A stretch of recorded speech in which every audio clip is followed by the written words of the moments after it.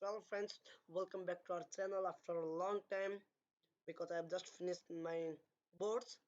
So today in this video I'm going to explain how can you create a video with just a simple prompt. There is just a work of copy and paste. So now let's get started our video.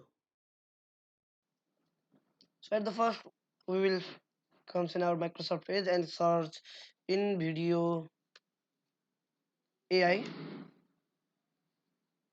and we will click on the first link.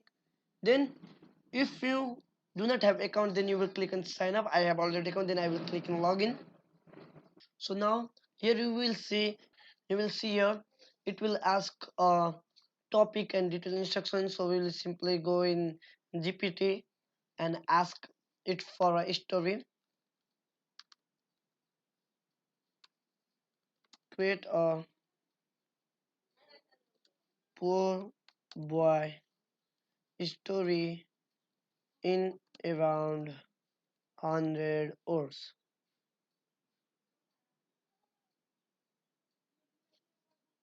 Now you will see here, we'll just copy it and paste here. Then we will click in generate a video. Then here are some process. Here you will see it complete its process, and now we will need to give him some answer of the questions. At the first it's a audience, youth, motivational seekers or educators. I will click in educators. Look and feel inspiring platform. If you want to post it in YouTube, then click in YouTube. If you want to post it in Facebook, then click in Facebook. If you want to post it in LinkedIn, then click in LinkedIn. I will just YouTube and I will continue. Then it will take a few minutes. I will also resume the video after some time. Here you will see it complete it process, and now you can see a video. Just listen it. What if adversity wasn't a roadblock, but a stepping stone to greatness? Picture a boy named Sam, born not into a cradle of comfort, but into the harsh realities of a bustling city. His clothes tattered, his shoes worn, his stomach often empty.